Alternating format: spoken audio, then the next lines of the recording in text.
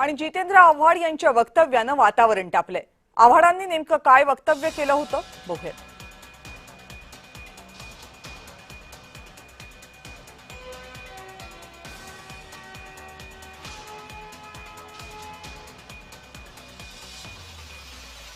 जितेंद्र आव्हाड यांनी शब्द मागे घेतलेत। अमोल मिटकरी यांच्याकडून सारवासारव करण्याचा प्रयत्न करण्यात आला, तर जितेंद्र आव्हाड यांच्या वक्तव्यावरून वाद झालेला असताना त्यांचं निलंबन करा अशी मागणी गृहराज्यमंत्री योगेश कदम यांनी केली। आम्ही जेव्हा सत्ताधारी पक्ष त्यांच्या भाषणावरती जेव्हा आम्ही आक्रमक होत होतो त्यावेळेस त्यांच्याकडनं कदाचित हे अनावधानाने निघालं असावं, परंतु त्यांनी जी माफी मागितलेली आहे या माफीने मला वाटतं त्यांनी केलेलं वक्तव्य हे काय परत घेणं हे मला योग्य वाटत नाही।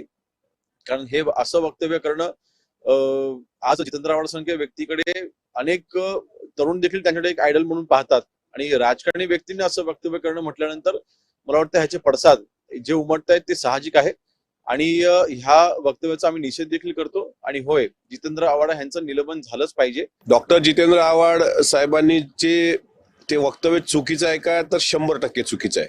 त्याची दिलगिरी व्यक्त केली पाहिजे का, तर दिलगिरी सुद्धा तशीच आत्मीयतेनंच व्यक्त केली पाहिजे।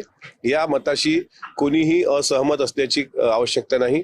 मला असं वाटते लिखित स्वरूपात जरी त्यांनी दिली की काल माझ्याकडून अनावधानाने अशा प्रकारचं वक्तव्य निघालं, ते पटलावरून आणि कामकाजातून वगळण्यात यावं, तरी विषयावर पडदा पडतो। आता विषयावर पडदा पाडायचा आहे की विषय वाढवायचा आहे हे त्यांनी त्यांचं ठरवावं।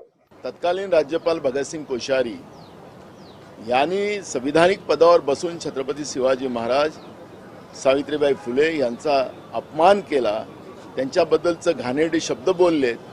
घाणेरडे मी तुम्हाला शब्द मुद्दाहून घाणेरडा शब्द वापरतो, त्याचं मी इथं सांगू शकत नाही। त्यावेळेस ही जी व्यवस्था काल जे ओरडत होती तेही व्यवस्था का शांत राहिली, त्याच्यावर का प्रतिक्रिया दिली नाही, त्यावेळेस भगतसिंग कोश्यारीला का हटवलं नाही, या प्रश्नाचं उत्तर ते देतील का?